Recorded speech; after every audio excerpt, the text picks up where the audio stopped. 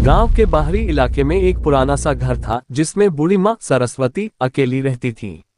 वह गांव की सबसे बुजुर्ग महिला थी और उन्हें शायद ही कभी किसी ने घर से बाहर आते देखा था। गांव के लोग उन्हें रहस्यमयी मानते थे। गांव में एक अजीब सी कहानी प्रचलित थी कि सरस्वती के घर के आसपास रात के समय एक बच्चे के रोने की आवाज सुनाई देती है। बच्चे की यह रहस्यमयी आवाज कई सालों से सुनी जा रही। बच्चे अक्सर सरस्वती के घर के पास जाने से डरते थे और बड़ों का मानना था कि वह बच्चा एक भूत है जो घर में फंसा हुआ है। एक दिन एक 8 अपने चाचा के घर रहने के लिए आया था। उस रहस्यमयी आवाज की सच्चाई जानने के लिए दृढ़ हो गया। उसने अपनी दादी से कई बार सुना था कि रात में सरस्वती के घर से बच्चे के रोने की आवाज आती है।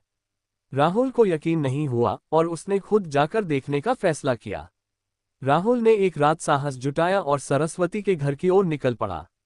उसके हाथ में एक टॉर्च थी और उसका दिल जोरों से धड़क रहा था। जैसे ही वह घर के करीब पहुंचा, उसे सचमुच बच्चे के रोने की आवाज सुनाई दी। यह आवाज घर के अंदर से आ रही थी। राहुल ने धीरे धीरे दरवाजे की ओर कदम बढ़ाया और हल्के से दरवाजे को धक्का दिया। दरवाजा खुला था। राहुल ने अंदर झांका और देखा कि सरस्वती एक कोने में बैठी थी। उनके चेहरे पर अजीब सी शांति थी। वह एक पुरानी झूले वाली कुर्सी पर बैठी धीरे धीरे झूल रही थी। उनकी गोद में एक पुरानी गुड़िया थी जिसे वह प्यार से सहला रही थी और लोरी गा रही थी। उसी समय राहुल को बच्चे के रोने की आवाज फिर से सुनाई दी, जो काफी पास से आ रही थी। राहुल ने देखा कि एक कोने में एक पुरानी लकड़ी की अलमारी थी। बच्चे के रोने की आवाज उसी अलमारी के अंदर से आ रही थी। उसने हिम्मत जुटाई और धीरे धीरे अलमारी की ओर बढ़ा। उसकी टॉर्च की रोशनी अलमारी के दरवाजे पर पड़ी और राहुल ने देखा कि दरवाजे के पीछे कुछ हलचल हो रही है। उसे दरवाजे को खोलने में थोड़ा डर लगा, लेकिन उसकी जिज्ञासा ने उसके डर पर काबू पा लिया।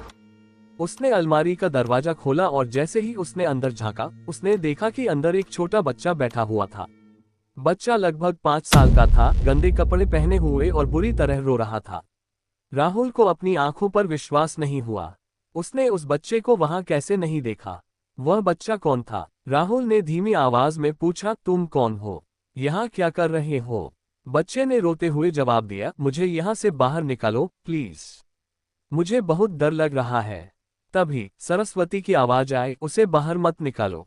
राहुल ने चौंक कर देखा कि सरस्वती अब खड़ी थी और उनकी आंखों में गहरी चिंता और डर की झलक थी।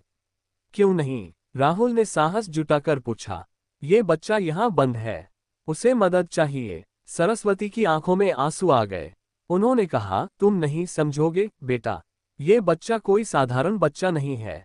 राहुल ने जोर देकर कहा, मैं समझना चाहता हूँ दादी, कृपया मुझे बताओ। सरस्वती ने एक गहरी सांस ली और बोली, ये बच्चा मेरा पोता है आर्यन। बहुत साल पहले एक भयानक हादसे में उसका और मेरी बेटी का निधन हो गया था। मैं उसे कभी नहीं भूल पाए और उसकी यादों में खोई रहती हूँ। कई बार उसकी आत्मा इस घर में लौटती है। वह अलमारी उसी दिन से बंद हो गई थी और मैं जानती थी कि उसकी आत्मा फंसी हुई है। राहुल का चेहरा सफेद पड़ गया। तो यह आत्मा है? सरस्वती ने सिर हिलाया और कहा, हाँ, यह आत्मा है। वह यहाँ कैद है क्योंकि उसकी मृत्यु के समय उसकी आत्मा को शांति नहीं मिली। राहुल ने बच्चे की ओर देखा, जिसने अब रोना बंद कर दिया था और बस उसकी ओर देख रहा था। उसकी आंखों में उदासी थी। राहुल ने पूछा, हम उसकी मदद कैसे कर सकते हैं? सरस्वती ने कहा, मुझे नहीं पता था कि कोई उसकी मदद करने के लिए आएगा। शायद अब समय आ गया है कि वह शांति पा सके। उन्होंने अपने गले से एक ताबीज निकाला और अलमारी के अंदर रख दिया। अचानक एक हल्की सी रोशनी कमरे में फैल गई और बच्चे का चेहरा शांत हो गया। उसने राहुल की ओर मुस्कुराकर देखा और धीरे धीरे गायब हो गया। राहुल ने सरस्वती की ओर देखा, जिनकी आंखों में अब आंसू थे, लेकिन उनका चेहरा शांति से भर गया था। धन्यवाद बेटे, उन्होंने कहा, तुमने उसे शांति दिलाई, अब वह मुक्त है। उस रात के बाद बच्चे के रोने की आवाज कभी नहीं सुनाई दी। सरस्वती का घर अब एक शांतिपूर्ण जगह बन गया था और गांव के लोग बूढ़ी मां के प्रति आदर और सम्मान से भर गए। राहुल को समझ में आ गया था कि कभी कभी सबसे बड़ी रहस्यमयी कहानियां भी सिर्फ प्यार और मुक्ति की प्रतीक्षा कर रही होती हैं।